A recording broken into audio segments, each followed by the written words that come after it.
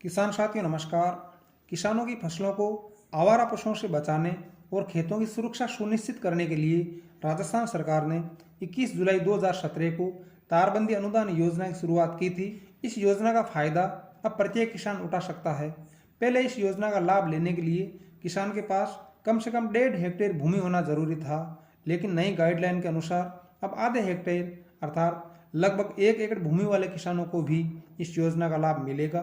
इस योजना में लघु सीमांत किसान अर्थात जिन किसानों के पास 2 हेक्टेयर या 5 एकड़ से कम भूमि है, इन्हें तारबंदी की कुल लागत का 60% या अधिकतम 48,000 रुपये सब्सिडी के रूप में प्राप्त होंगे।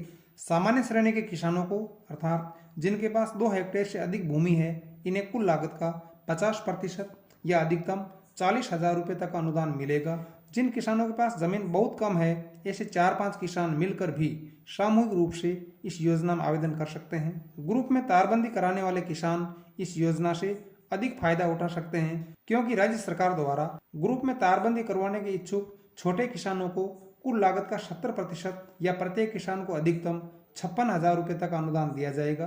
ग्रुप में कम से कम 3 किसान होने चाहिए, अधिक कितने भी हो सकते हैं। तारबंदी अनुदान योजना में आवेदन करने के लिए किसान के पास आधार कार्ड, जन आधार कार्ड, भूमि की जमाबंदी व पासपोर्ट साइज फोटो होना चाहिए।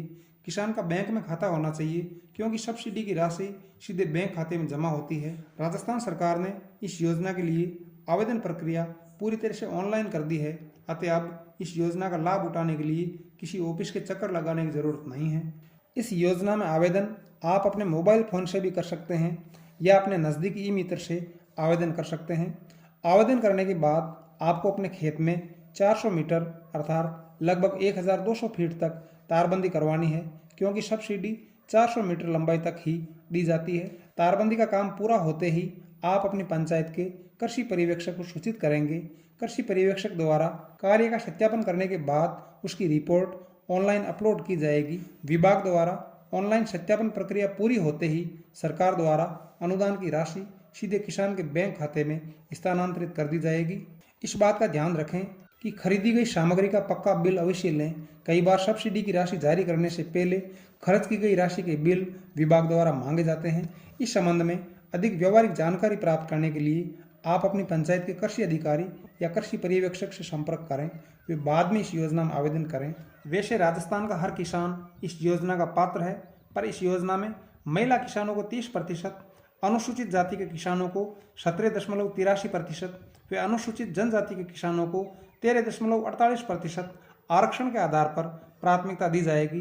पर वास्तविकता ये है कि इस योजना का लाभ बड़े व जानकार किसान ही उठा रहे हैं, क्योंकि अधिकांश किसानों को योजना की जानकारी ही नहीं है। अतः आप आज ही अपने मोबाइल से इस योजना में आवेदन करें व लाभ उठाएं। नमस्कार। वीडियो में अंत तक बने रहने के लिए आपका बहुत बहुत धन्यवाद।